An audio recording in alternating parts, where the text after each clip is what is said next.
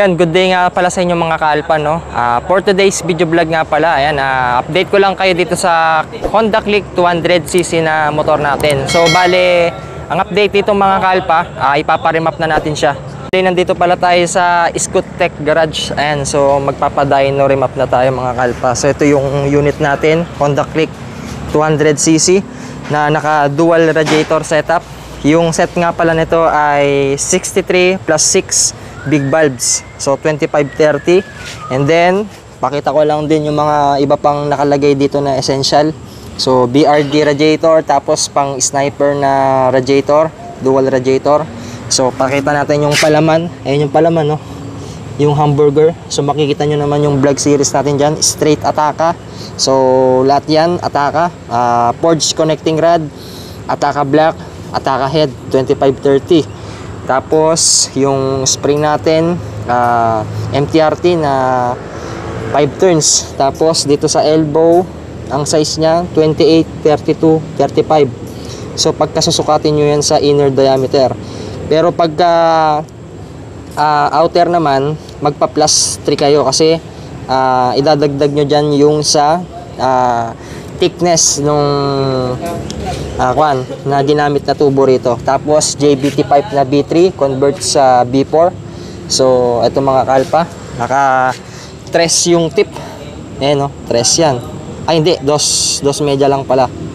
Ayan, dos media yung tip. So ayan mga ka-Alpha, ito member din pala tayo ng CCPH. OM na tayo mga ka-Alpha. Tapos ayan, tropang Dunkin Donut Boys. Ayan, shoutout Dunkin Donut, baka naman.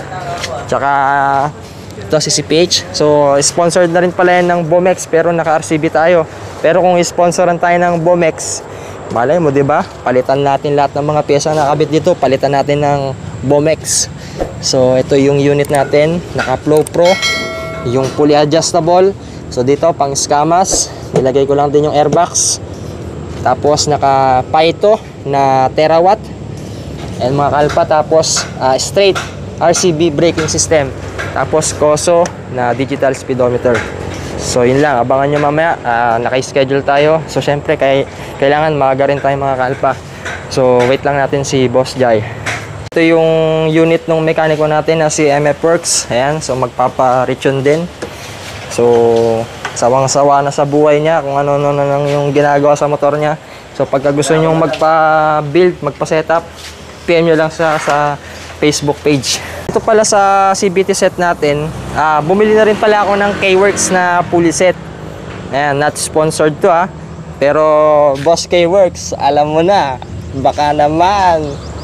So pakita ko na lang din yung mga iba pang essential niyan sa mga next future vlog natin. So yun, bali dito sineset up na ni Boss Jai.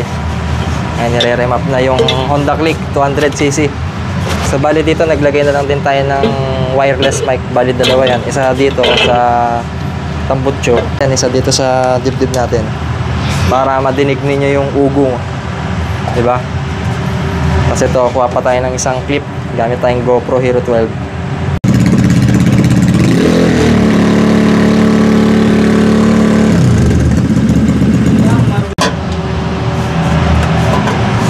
Natanggal mo na dito yung kalit. Ito matama yung fittings. Alam mo nung binuhat natin yung pumingin ng torno na yan, pinapakuha sa akin ni Kuya ko yung engine hoist.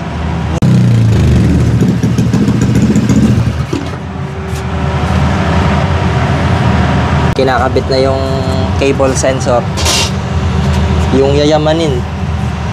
So yan, dito sineset up lang yung sa may cable nya papunta dito sa laptop, dun sa may ECU.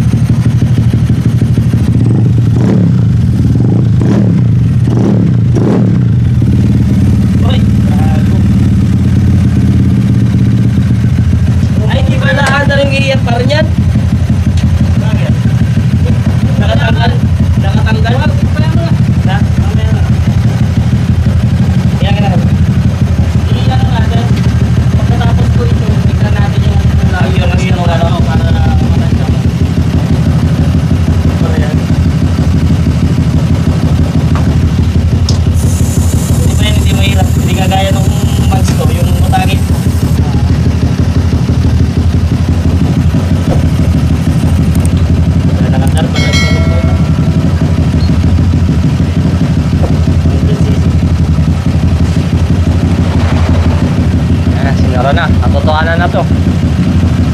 Kasama ba? Kasama mo. Kaya di ka nahirapan sa ano? Yung pan, hindi na mahirapan.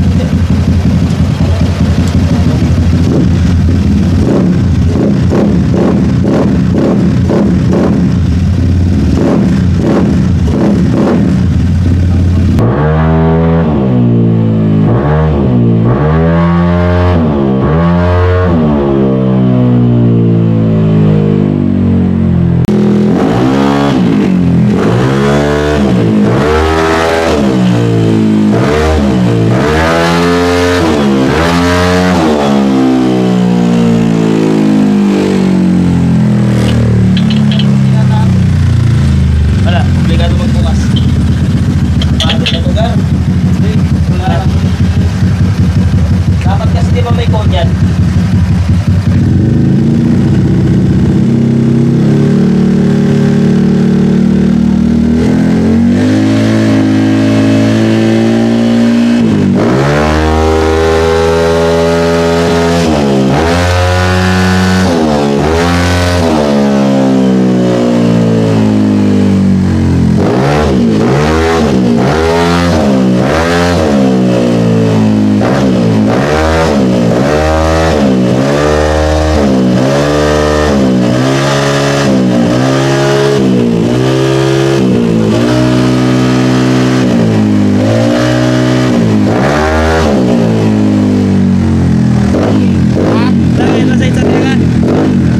Sarap sa tenga.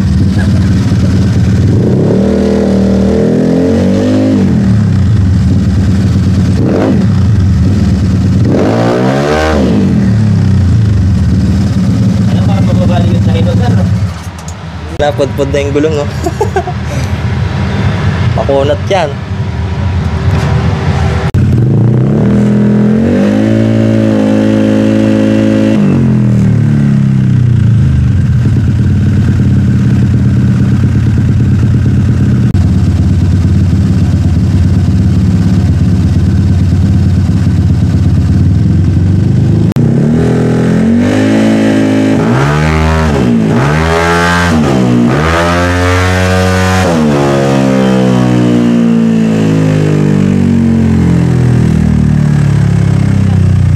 Okay na, hindi ko na gagawin.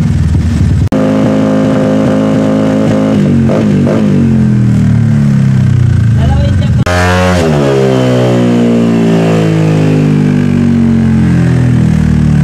Wag ko na gagawin ko.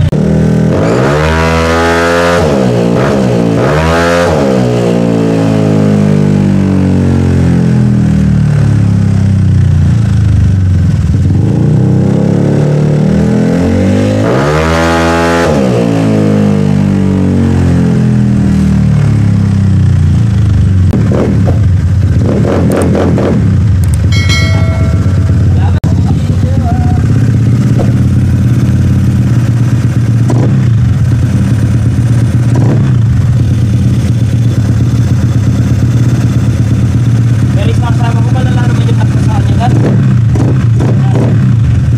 Mas malala naman yung takbo sa kasama ko. Ay, na isang.